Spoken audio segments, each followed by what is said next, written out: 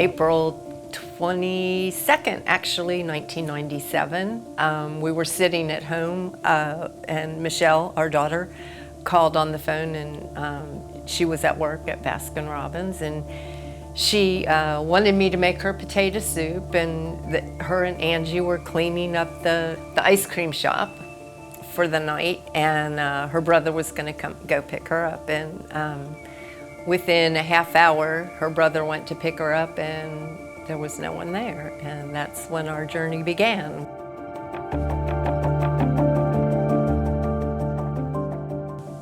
We stood there all night looking for her, and the police came. It took quite a while for the police to come.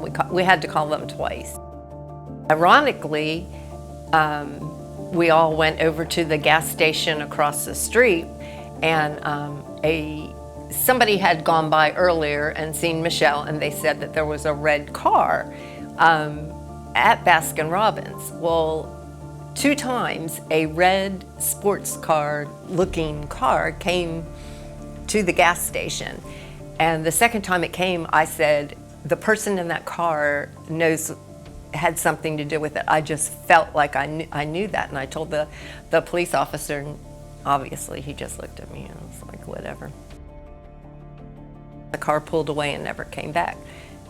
Then when Paul Reed was captured or taken into custody, they showed his car, and it was the exact car. So as they say, the person comes back to see what kind of chaos.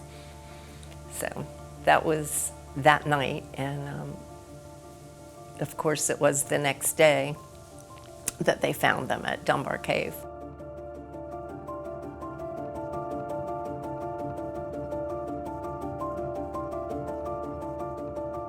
I did understand they had a job to do, but it was not a pleasant process to go through.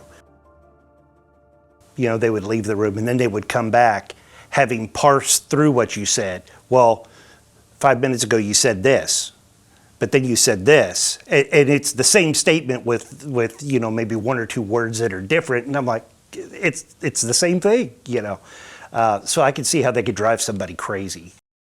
And that's very hard. They question you like you had something to do with it, and you're under stress, you're tired, and you just feel like, did we do something that we didn't know about? I talk with this like that to a lot of people, and they can't imagine that you would ever admit that you did something that you didn't do. But when you are under that kind of stress and pressure, you really can't think right.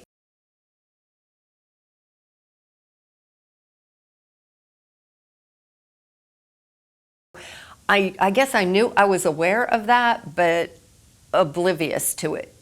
Until you go through it, you really, that'll never happen, that doesn't happen here, so it's sad, but you don't really, it's not in your face.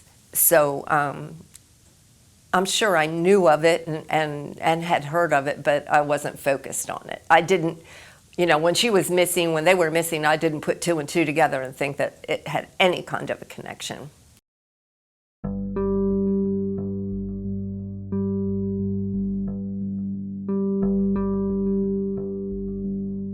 She never consoled us. She never prepared us. It was, we were on our own. We didn't know what to expect. So, but I do know advocates, and one of them is a really good friend of mine who is very loving, very tender, and that's the I wish I would have had that.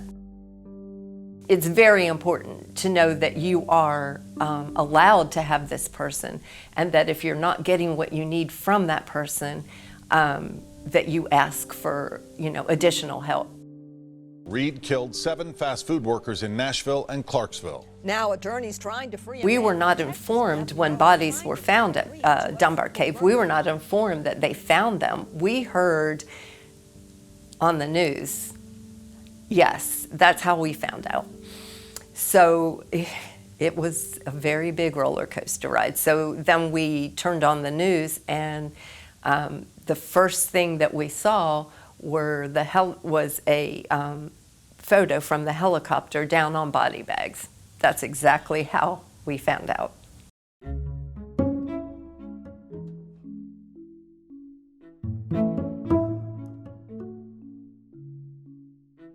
We weren't against it, we weren't for it. It was, really a decision that was out of our hands at that point. Being a death penalty,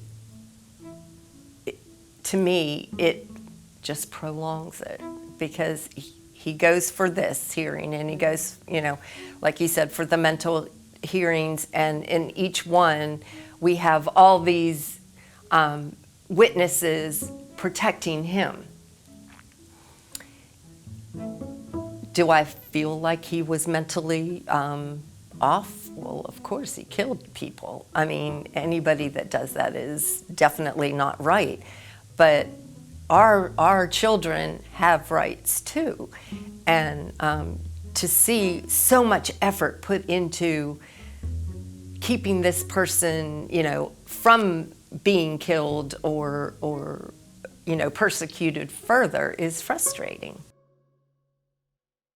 As soon as we found out kind of what had happened, the first thing that Connie and I did was we made a decision. Number one, that we weren't going to blame God. Number two, that we had to make sure that we forgave. And number three, that we were just going to tell the truth from our perspective.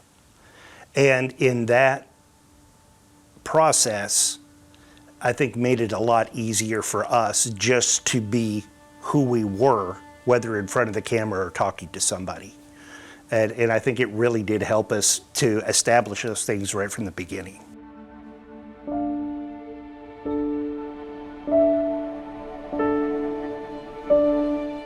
The first thing I would tell somebody to do would to either get in touch with either an advocates group or another family who has really gone down the road. And number two, make sure that you build up your support group, whether it's like us, we had folks that had gone through it, but we also had our church family.